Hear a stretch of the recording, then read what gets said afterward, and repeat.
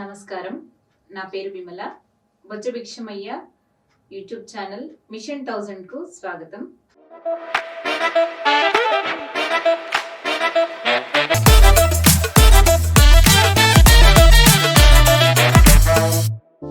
ఈరోజు మన టాపిక్ ఏంటంటే, మన సిద్దిపేట జిల్లాలో ప్రభుత్వ మెడికల్ కాలేజ్లో డాక్టర్ లావణ్య అనే వైద్యురాలు మృతి చెందారు కదా. సో ఆ విషయం విన్నప్పటి నుంచి చాలా బాధాకరంగా ఉంది. అసలు ఎందుకు చనిపోయారు, ఏం జరిగింది, మెడికల్ కాలేజ్లో ఏమైనా ఇబ్బందులు ఉన్నాయా అనేది మనం ఈరోజు తెలుసుకుందాం.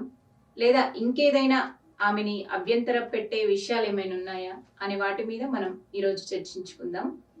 చాలా బాధాకరమైన విషయం అండి. ఒక వైద్యురాలు హౌస్ సర్జన్ పూర్తి చేసి ఇంటర్న్షిప్ తీసుకొని చక్కగా జూనియర్ డాక్టర్గా తను విధులు నిర్వహిస్తూ మరి ఇటువంటి సిచ్యుయేషన్లో మరి ఎందుకు ఆత్మహత్య చేసుకోవాల్సి వచ్చింది అనే దాని మీద మనము చర్చించుకుందాము. మన మధ్య బొజ్జభిక్షమయ్య గారు ఉన్నారు, సామాజిక విశ్లేషకులు బొజ్జభిక్షమయ్య గారు ఉన్నారు. సార్ నమస్కారం అండి. నమస్కారం సార్. విషయం ఏంటంటే, లావణ్య అనే డాక్టర్ మరో ప్రణయ్ తేజ్ అనే డాక్టర్ని 2 సంవత్సరాలుగా వీరిద్దరు ప్రేమించుకున్నారు. మరి పెళ్లి విషయం వచ్చేసరికి ఆ లావణ్య అనే డాక్టర్ని కులం పేరుతో ఆయన నిరాకరించాడు అని తెలుస్తుంది. సో తను ఆ విషయానికి తను ఆత్మహత్య చేసుకున్నారు అని తెలుస్తుంది. మరి ఈ ఆత్మహత్యకు మరి పెళ్లికి ఏంటి సార్ సంబంధం? ఈ ఆత్మహత్యని ఎలా చూడాలి? చాలా మంచి ప్రశ్న. ముందు ఒక విషయాన్ని గమనంలో ఉంచుకోవాలి, తెలుసుకోవాలి. ఎవరైనా సరే, వాళ్ళే కాదు, యువకులు కానీ ఎవరైనా, ప్రేమ అంటే ఏమిటి, పెళ్లి అంటే ఏమిటి, కులం అంటే ఏమిటి, ఈ మూడు వేరు విషయాలు. నిజానికి పైకి చూస్తే ఒకదానికి ఒకటి సంబంధం లేని విషయాలు, కానీ ఒకదానికి ఒకటి సంబంధం ఉన్న విషయాలు కూడా, విడదీయలేని విషయాలు కూడా ఉన్నాయి మన సమాజంలో. అందుకని మీరు చెప్పారు ప్రేమించుకున్నారు 2 సంవత్సరాల నుంచి. వాళ్ళు ఎవరు? డాక్టర్లు, ఇద్దరు డాక్టర్లే. సిద్దిపేటలో ఇద్దరు డాక్టర్లే. అందులో లావణ్య అనేటువంటి డాక్టరు ఎస్సీ కులానికి చెందిన ఆమె, దళితురాలు. ప్రణయ్ తేజ్ అనేటువంటి డాక్టరు బీసీ కులానికి చెందిన ఆయన. వీరిద్దరు 2 సంవత్సరాల నుంచి ప్రేమించుకుంటున్నారు అన్నావు. అంటే 2 సంవత్సరాల నుంచి ప్రేమించుకోవటం అంటే ఏంటి అంటే, ముందు ప్రేమించుకుంటారా ఆకర్షించుకుంటున్నారా అనేది క్లారిటీగా రావాలి. ఎందుకనంటే, ప్రేమ అంటే అర్థం ఏమిటి అని అంటే, అండర్స్టాండింగ్ ఆఫ్ ఈచ్ అదర్, ఒకరినొకరు పరస్పరం అర్థం చేసుకోవటం. ప్రేమ నిస్వార్థపూరితమైంది, ప్రేమ త్యాగపూరితమైంది, ప్రేమ ఒకరి కోసం మరొకరు ఎంతటి త్యాగానికైనా సరే సిద్ధపడేటువంటిది. ఇది ప్రేమ. ఇలాంటి ప్రేమకు కులానికి సంబంధం లేదు. ప్రేమకు కులానికి అసలు సంబంధమే లేదు. ప్రేమ వేరు, కులం వేరు. మరి ఇక్కడ ప్రేమించినటువంటి వాళ్లకు కులం ఎందుకు అడ్డం వచ్చింది? పెళ్లి చేసుకోవడానికి. పెళ్లి అనే కాడ కులం అడ్డం వచ్చింది, ప్రేమ కాడ కులం అడ్డం రాలే, పెళ్లి కాడ కులం అడ్డం వచ్చింది. మరి పెళ్లికి కులం ఎందుకు? మరి ప్రేమకు అడ్డు రాని కులం పెళ్లికి ఎలా అడ్డొచ్చింది అని అంటే, కులం ఎక్కడుంది అని చెప్పేటువంటి వాళ్ళకి ఈ డాక్టర్ యొక్క ఆత్మహత్య ఒక సజీవ సాక్ష్యం. ఇది ఒక్కటే కాదు, అనేక మంది ఉన్నాయి. ఇక్కడ ఆమె ఆత్మహత్య చేసుకుంది, ఇంకొకడ హత్య చేయబడింది, ఇంకొకడ హత్య చేయించబడ్డది. అలాగే తల్లిదండ్రులే ఒక్కొక్కసారి హత్య చేసిన సందర్భాలు ఉన్నాయి, హత్య చేయించిన సందర్భాలు ఉన్నాయి, పెళ్లి చేసుకున్న ఆయన కూడా చేసిన సందర్భాలు కూడా ఉన్నాయి. అందుకని భారతదేశం ఎంతో అభివృద్ధి చెందిన దేశం అయినప్పటికీ కూడా, శాస్త్ర సాంకేతిక పరిజ్ఞానాన్ని ఎంతో అందిపుచ్చుకున్నప్పటికీ కూడా, వేల సంవత్సరాలుగా వస్తున్నటువంటి ఒక తప్పుడు మూఢ ఆచారాన్ని, కులం అనేటువంటి ఒక ఆచారాన్ని వదులుకోలేకపోతాం. పెళ్లికి కులం అనేటువంటిది ఒక అడ్డుగోడగా నిలుస్తా ఉంది. అందుకే డాక్టర్ బాబాసాహెబ్ అంబేద్కర్ ఏమంటాడంటే, కులం అంటే ఏమిటి అన్నప్పుడు, కులం అంటే ఒక దడిగొట్టుకున్నటువంటి వర్గము. అంటే కొంతమంది కలిసి చుట్టూ దడిగట్టుకొని ఇళ్ళకి ఎవరు రావద్దు, ఇళ్ళ ఉండోళ్ళు ఎవరి దగ్గరికి పోవద్దు, ఇళ్ళ ఉండోళ్ళు ఇళ్ళనే పెళ్లి చేసుకోవాలి, ఇళ్ళ ఉన్నోళ్ళు ఇళ్ళనే సంసారం చేసుకోవాలి, ఇళ్ళ ఉన్నోళ్ళు ఇట్లే ఉండాలి. ఇది కుల వ్యవస్థ. ఆ విధంగా ఏర్పడినటువంటి కుల వ్యవస్థ క్రమంగా వేళ్ళూనుకొని పోయి అది మరింత బలపడిపోయింది. నిజానికి నీదే కులమో నాకు తెలియదు, నాదే కులమో నీకు తెలియదు, నువ్వు చెప్పేదాకా నేను చెప్పేదాకా. కాబట్టి ఆ కులం అనేటువంటిది పెళ్లికి ఎందుకు అడ్డు వస్తుంది అని అంటే, సమాజంలో ఉండేటువంటి ఒక మూఢ ఆచారం, మూఢ సాంప్రదాయం, ఒక దుర్మార్గమైనటువంటి వ్యవస్థ, దోపిడి వర్గాలు సృష్టించినటువంటి ఒక కృత్రిమ వ్యవస్థ కులం. మన రాజ్యాంగం ప్రకారం, లేదా ప్రపంచంలో ఏ దేశంలో కూడా కులం అనేది లేదు. మన రాజ్యాంగం ప్రకారం కులం అనేది లేదు. అందరూ సమానం, స్త్రీ పురుషులు సమానం, మనుషులందరూ సమానం. స్వేచ్ఛ, సమానత్వం, సౌభాతృత్వం మన లక్ష్యం. మనం పాటించాల్సినటువంటి ఒక కనీస పద్ధతి. కాబట్టి కులానికి ప్రేమకు సంబంధం లేదు. మరి కులం కాదు అని ఆ అబ్బాయి చెప్పటం వల్ల ఈమె ఎందుకు ఆత్మహత్య చేసుకుంది, ఆ అబ్బాయి ఎందుకు చెప్పాడు అన్నప్పుడు, బహుశా ఆ అబ్బాయి మనస్తత్వాన్ని ఆమె ఇంకా అర్థం చేసుకోవాలి. ఆ అబ్బాయి మనస్తత్వాన్ని ఆమె అర్థం చేసుకోవాలి. ఆ అబ్బాయి ప్రేమిస్తున్నాడని ఆమె అనుకున్నది. ఆ అబ్బాయి ప్రేమ పేరుతోటి ఆ అమ్మాయిని మోసం చేసి ఉండొచ్చు.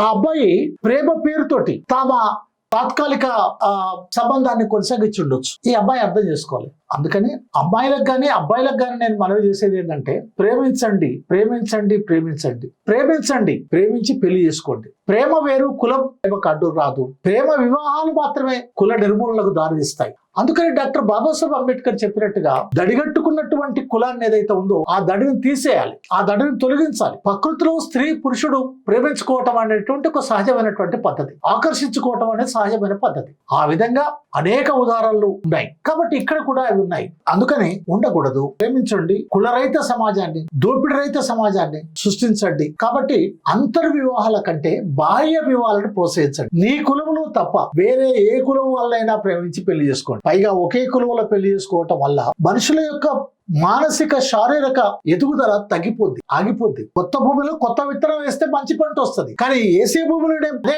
విత్తనం వేస్తా ఉంటే మంచి పంట రాదు. కాబట్టి ఏంటి అని అంటే కులాంతర వివాహాలను ప్రోత్సహించండి. నీ కులం తప్ప వేరే ఏ కులం వారినైనా పెళ్లి చేసుకోండి అనే అటువంటి దాన్ని పాటించాలి. అలా పాటించడం వల్లనే పటిష్టమైనటువంటి భారతదేశం పడుతుంది. ఒక నైపుణ్యమైనటువంటి, శక్తివంతమైనటువంటి, ఒక మేధో సంపత్తి కలిగినటువంటి భారతదేశం ఏర్పడుతుంది. మరి ఇక్కడ ఎందుకు ఆ అబ్బాయి ప్రేమించలేదు? వాళ్ళు ఏమైనా చదువుకోనోళ్ళ, వాళ్ళు ఏమైనా చిన్న చదివినరా, వాళ్ళకేమైనా తెలివి తక్కువ వల్ల కారణం. అందుకని ఇక్కడ కులం చదువుతో పని లేదు, ఇక్కడ కులానికి అందంతో పని లేదు, ఇక్కడ కులానికి తెలివితో పని లేదు, ఇక్కడ కులానికి ఆస్తితో పని లేదు, ఇక్కడ కులానికి అధికారంతో పని లేదు, ఇక్కడ కులానికి వృత్తితో పని లేదు, అసలు కులానికి దేంతో పని లేదు. ఇవన్నీ ఉన్నా నువ్వు కులం తక్కువ, మా కులం కాదు అని రిజెక్ట్ చేసేటువంటి ఒక దుర్మార్గమైనటువంటి ఒక దుష్ట సాంప్రదాయం ప్రదేశంలో ఉంది. కాబట్టి తెగించి ప్రేమించే ముందే ఈ విషయాలన్నిటి క్లారిఫై చేసుకోవాల్సినటువంటి అవసరం ఉంది. అబ్బాయి గాని అమ్మాయి గాని వాళ్ళ తల్లిదండ్రులతోటి వీళ్ళ తల్లిదండ్రులతో మాట్లాడుకోవాల్సినటువంటి అవసరం ఉంది. అబ్బాయి గాని అమ్మాయి గాని వాళ్ళ సంస్కృతిని వీళ్ళ సంస్కృతిని అర్థం చేసుకోవాల్సినటువంటి అవసరం ఉంది. అబ్బాయి గాని అమ్మాయి గాని ఆ తర్వాతనే పెళ్లి, ఆ తర్వాతనే ఇంకేమైనా. అలా కాకుండా ప్రేమ పేరుతో పెళ్లి చేసుకుంటావు అనేటువంటి నమ్మి మిమ్మల్ని మీరు ఆ అబ్బాయికి గాని అమ్మాయికి గాని అర్పించుకుంటే వాళ్ళ తాత్కాలిక కోరికలకు మీరు బలైపోతారు. కులం పేరుతో ఆత్మహత్యలు చేసుకునే పరిస్థితి వస్తుంది, లేదా హత్యకు గురి కాబడే పరిస్థితి వస్తుంది. దీన్నే కుల దురహంకార హత్యలని కూడా మనం అనొచ్చు. అవతల వాళ్ళ హత్య. కాబట్టి ఇట్లాంటి పరిస్థితి నీకు రాకుండా ఉండాలి అని అంటే ప్రేమించే ముందే ఈ అన్ని విషయాలపైన క్లారిటీ ఉండాలి. ఈ దేశంలో, మన దేశం అలా ఉంది. కాబట్టి అట్లాంటి వాటన్నిటి మీద క్లారిఫై ఉండాలి, కానీ తొందరపడి ఎలాంటి చేసుకోకూడదు. అలాగే సరే తెలుసో తెలియకనో ప్రేమించిన తర్వాత పెళ్లి చేసుకుందాం అనుకున్నారు, ఆ అబ్బాయి వద్దన్నాడు. ఇప్పుడు ఈ ఆత్మహత్యను ఎలా చూడాలనేది మీ ప్రశ్న. కొందరు అంటారు ఆమె పిరికిది, ఆత్మహత్య చేసుకోకుండా ఉండాల్సి ఉంటుంది. కొందరు అంటారు ఆ ఆత్మహత్యకు అయినట్ల కారణం అని. కానీ నేనంటాను ఆమె ఆత్మహత్యకి సమాజం కారణం అని, ఆమె ఆత్మహత్యకు ఈ సాంప్రదాయాలు కారణమని, ఆమె ఆత్మహత్యకు ఈ కట్టుబాట్లు కారణమని, ఆత్మహత్యకు కులము అనేటువంటి ఒక దుర్మార్గం కారణమని. కాబట్టి అలాంటి వ్యవస్థను మనం నిందించాలి. అలా నిందించకుండా, ఆ వ్యవస్థను నిర్మూలించకుండా ఉన్నంత కాలం ఇలాంటి ఆత్మహత్యలు గానీ హత్యలు గానీ జరుగుతూనే ఉంటాయి. ఆ ఆత్మహత్యను ఎలా చూడాలి అంటే అది వ్యవస్థ చేసిన హత్యగా చూడాలి. లావణ్య సొంతగా పిరికితనంతో ఇంకో తనంతో చేసుకున్న హత్యగా చూడొద్దు. ఈ వ్యవస్థ చేసిన హత్యగా చూడాలి. మరి ఇక్కడ లావణ్యను మనం అట్లా చూడాలి తప్ప ఆమెను మరో రూపంలో చూడటానికి వీళ్ళు. అది నా అభిప్రాయం. సార్, మరి కులాంతర వివాహాలు ప్రోత్సహించడానికి ప్రభుత్వం ఏమైనా చర్యలు తీసుకుంటుందా? మంచి ప్రశ్న. కానీ పేరుకు మాత్రమే ప్రోత్సహించాలనుంది. కులాంతర వివాహాలు చేసుకున్నటువంటి వాళ్ళకు బహుమతి ₹1,00,000 ఇవ్వాలి, 2 లక్షలు ఇవ్వాలి, 3 లక్షలు ఇవ్వాలనుంది, వాళ్ళకి ఇల్లు ఇవ్వాలనుంది, వాళ్ళకు రక్షణ కల్పించాలి, పోలీసు వ్యవస్థ అనుంది, అన్ని ఉన్నాయి. కానీ వాళ్ళు ప్రేమించుకొని మేము ఇద్దరం ప్రేమించుకున్నాం, మా తల్లిదండ్రులు అంగీకరించట్లేరని పోలీస్ స్టేషన్ పోతే బలిసి ప్రేమించుకున్నారా అని అడుగుతారు పోలీసులు. చట్టాన్ని కాపాడాల్సిన పోలీసులు, ప్రభుత్వానికి ప్రతినిధులుగా ఉండేటువంటి, న్యాయానికి ప్రతినిధిగా ఉండేటువంటి పోలీసు వాళ్ళు అడుగుతున్నారు. కౌన్సిలింగ్ పేరుతో క్రమంగా వాళ్ళు విడదీయడానికి ప్రయత్నం చేస్తున్నారు. వాళ్ళకు రక్షణ కల్పించే బదులు మేమేం చేయలేం అని అంటున్నారు రకరకాలుగా. ఎందుకంటే పోలీసు ఆయనకు కూడా కులం ఉంది, ఆ పోలీస్ అధికారికి కూడా కులం ఉంది. రేపు తన బిడ్డ ఇట్లా ఎవరికైనా ప్రేమిస్తే ఎట్లా అన్నది కూడా ఆయన మనసులో వెలుగుతుంది. లేదా తన కొడుకు వేరే ఇంకో అమ్మాయిని ప్రేమిస్తే ఎట్లా అనేది ఆయన మనసులో తిరుగుతా ఉంది. అందుకని ఈ ప్రేమ వివాహాలను ప్రోత్సహించడానికి ఆయన సిద్ధంగా లేడు, ఈ కులాంతర వివాహాలను ప్రోత్సహించడానికి ఆయన సిద్ధంగా లేడు. చట్టం మాత్రం ఉంది. అలా చేసుకున్నటువంటి వాళ్ళకు రక్షణ కల్పించాలని ఉంది, అలా చేసుకున్నటువంటి వాళ్ళకు నగదు ఇవ్వాలని ఉంది, వాళ్ళకు ఉద్యోగం కానీ తదితర సౌకర్యాలు కానీ కల్పించాలని కూడా ఉంది. అందుకనే కులాంతర కుల నిర్మూలన సంఘం వాళ్ళు కానీ, కుల వివక్ష పోరాట వ్యతిరేక సంఘం వాళ్ళు కానీ, కులాంతర వివాహితుల సంఘం కానీ ఇందుకోసం పనిచేస్తా ఉంది. ఆ చట్టాలను సంపూర్ణంగా అమలు చేయించడం కోసం, ప్రేమికుల పక్షాన్ని నిలబడటం కోసం ప్రయత్నం చేస్తా ఉంది. కాబట్టి యువతి యువకులారా, మీరిద్దరికి రక్షణ కావాలన్నా, మీ ఇద్దరిలో ఎవరో ఒకరు మిమ్మల్ని మోసం చేసినా మీకు ఇగో ఈ సంఘాలు ఉన్నాయి. జ్యోతి వహీద్ గారు ఉన్నారు, స్కైలాబ్ తదితర నాయకులు ఉన్నారు, అలాగే ఇంకా చాలా సంఘాలు కూడా ఉన్నాయి. ప్రభుత్వం పోలీసులు మీకు రక్షణ ఇవ్వకపోయినా ఈ సంఘాలు మీకు రక్షణ ఇస్తాయి, మీకు సరైనటువంటి దారి చూపిస్తాయి, మార్గం చూపిస్తాయి. కాబట్టి మీరు నిర్భయంగా ఉండండి అనేదే వాళ్ళకి చెప్పేది. అది నేను చెప్పేది. ఓకే సార్, ఇంకోటి ప్రేమ వివాహాల విషయంలో సమాజంలో కులం ఎందుకు ఒక అడ్డుగోడలాగా ఉంటుంది? మళ్ళీ ఇదే ప్రశ్న, కులం ఎందుకు అడ్డుగోడగా ఉంటుంది అని అంటే, మనకు తెలియకుండానే సమాజంలో ఒక నిచ్చెన మెట్ల వ్యవస్థ ఏర్పడి ఉంది. దీన్ని వర్ణ వ్యవస్థ అనవచ్చు. బ్రాహ్మణ, క్షత్రియ, వైశ్య, శూద్ర, లేక దళితులు అంటవా, అస్పృశ్యులు అంటవా, అతిశూద్రులు అంటవా, చండాలు అంటావా, రకరకాల పేర్లతో ఉంటారు. ఆ విధంగా ఫస్ట్ 4 వర్ణాలే ఉన్నాయి: బ్రాహ్మణ, క్షత్రియ, వైశ్య, శూద్ర. శూద్రులే అందరూ శూద్రులే, ఈ ముగ్గురు కాక. ఈ 4 వర్ణాలలో శూద్రులు అనేటువంటి వాళ్ళు సమాజంలో 90% ఉంటారు.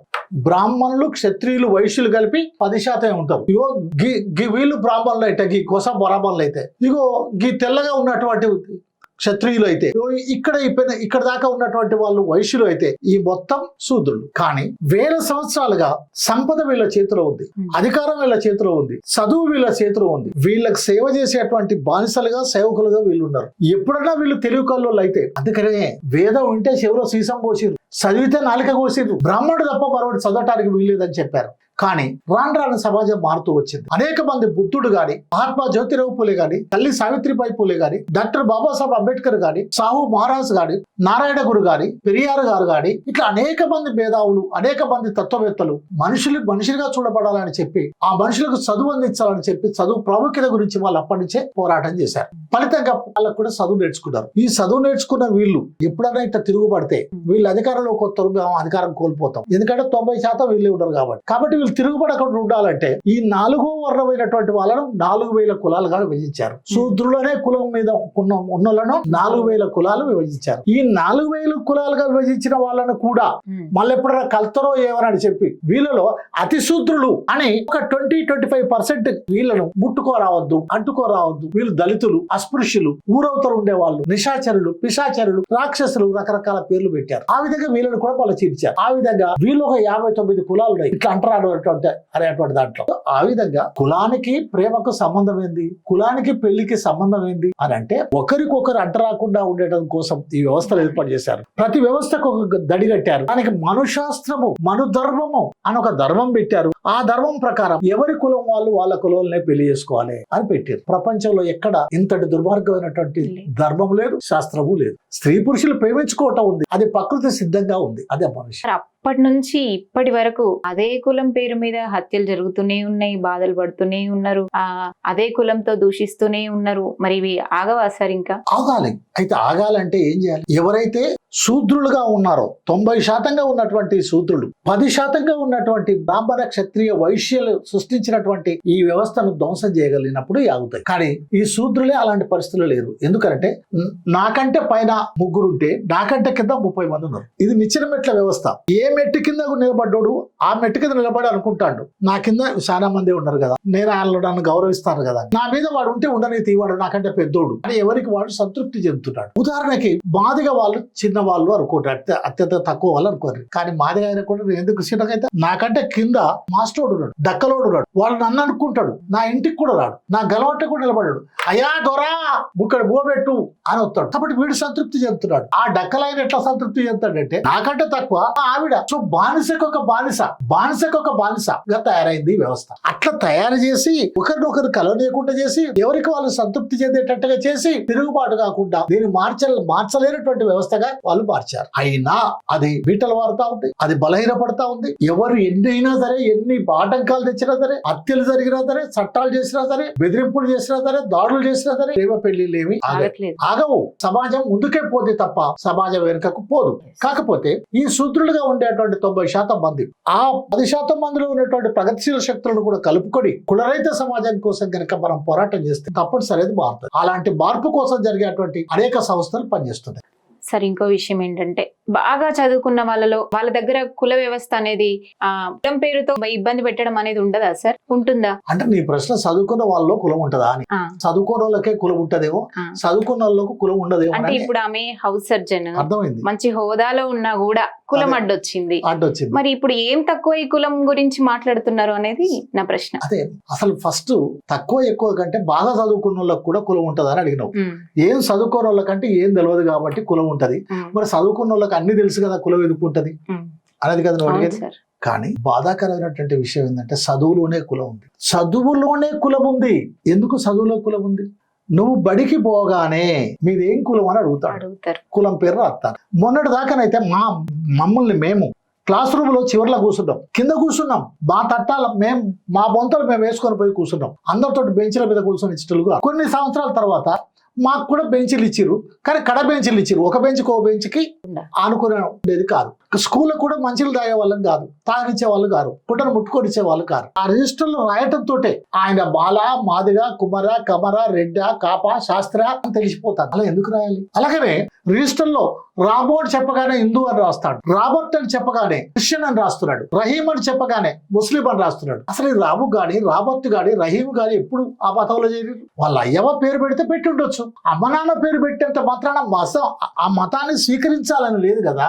ఆయన సారేం రాస్తాడు, పేరు చూడగానే మతం రాసేస్తాడు, కులం అడిగి రాస్తాడు. ముందు అక్కడ మారాలి. కాబట్టి చదువులోనే కులం ఉంది. అంతేకాదు ఆటలు ఆడే కాడ, పాటలు పాడే కాడ, మార్కులు పరీక్షలు రాసే కాడ కులం అడ్డం వస్తాను. అన్నిటి తట్టుకొని ఎవడైనా పైకి వస్తే ఉద్యోగాలు వచ్చే కాడ కులం అడ్డం వస్తాను. ఎవడైనా అన్నిటి తట్టుకొని ఉద్యోగాల్లోకి వస్తే ప్రమోషన్లు వచ్చే కాడ కులం అడ్డం వస్తుంది.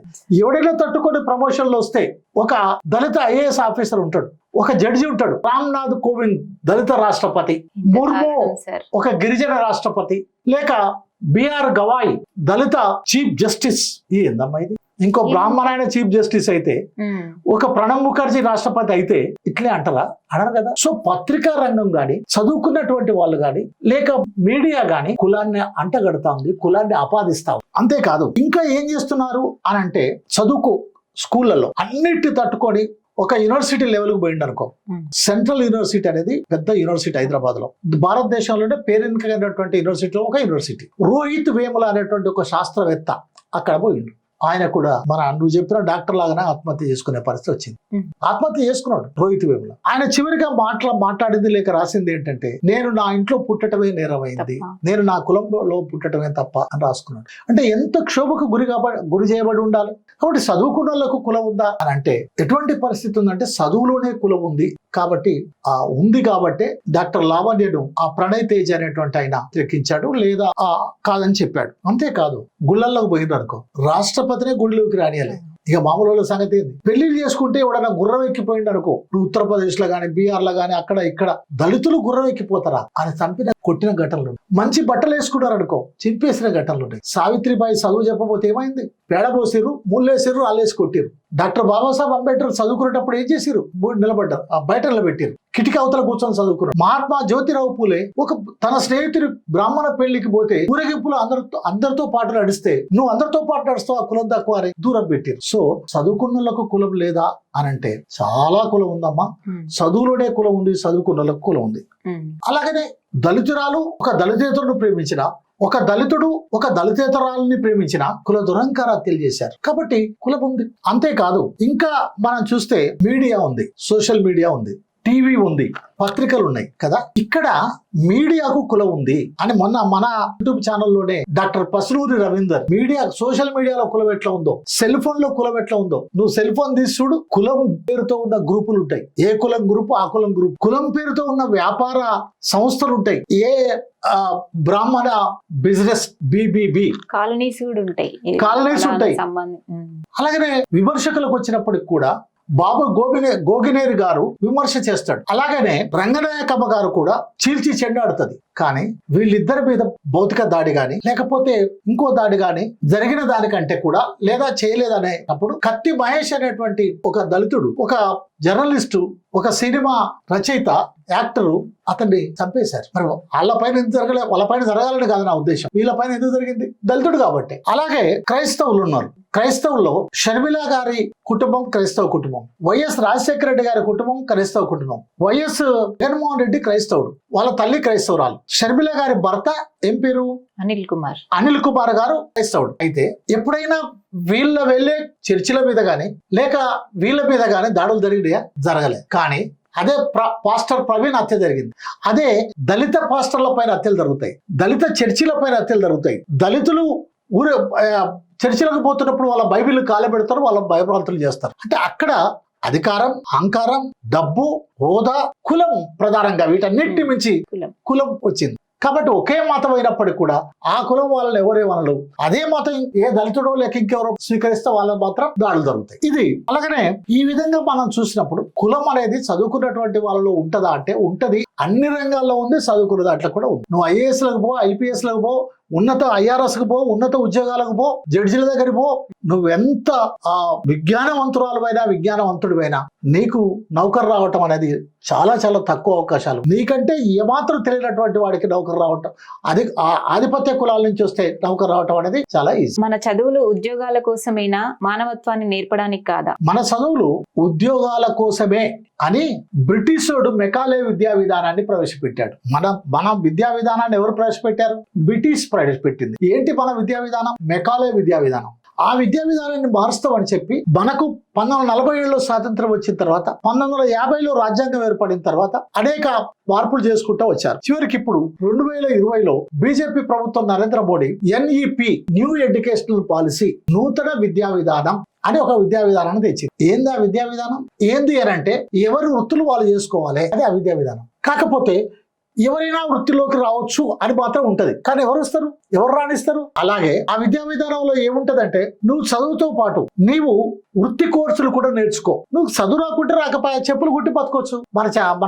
మన కేసీఆర్ చంద్రశేఖరరావు గారు ముఖ్యమంత్రిగా ఉన్నప్పుడు ఏం చెప్పిండు? గొల్లోళ్ళకు గొర్రెలు ఇస్తాం, పలడోళ్లకు బర్రెలు ఇస్తాం, ఇంకోళ్ళకు చేపలు ఇస్తాం, ఇంకోళ్ళకి ఇంకోటి ఇస్తాం, ఇంకోళ్ళకి ఇంకోటి ఇస్తాం, అది చేసుకుని బతుకురు, ఎందుకురా ఇదంతా అని. అంతెందుకు, మన ప్రధానమంత్రి గారు కూడా చెప్పాడు, ఛాయ్ అమ్ముకొని బతకొచ్చు అని, సమోసా అమ్ముకొని బతకొచ్చు అని. అంటే చదువు వాళ్ళకి కావాలి, కుల వృత్తులు మనకు కావాలి. అంటే కులం అంటే వర్ణ ధర్మంలోని 4వ వర్ణమైనటువంటి శూద్రులు ఆ 3 వర్ణాలకు సేవ చేసేటువంటి దాన్ని ఆ పేరు లేకుండా ఈ పేరు తెచ్చారు. అందుకని చదువు ఏదైతే ఉందో అది మానవత్వాన్ని నేర్పదా అంటే అది నేర్పుతుంది. ఇంతెందుకు, చిన్నప్పుడే ఎలా ఉంటుందంటే, మీరు చదువుకున్నప్పుడు ఉందో లేదో నాకు తెలియదు, మేము చదువుకున్నప్పుడు మాత్రం ఉంది. ఏమున్నది? చేతవెన్న ముద్ద చెంగల్వ పూదండ బంగారు బలతాడు పట్టుదట్టి చిన్ని కృష్ణ నువ్వు ఎంత అందంగా ఉన్నావు అని ఉంటది. ఆ చూడగానే దేవుడు రాముడు, దేవుడు కృష్ణుడు మొక్కాలని ఉంటది. అంటే ఏమిటి?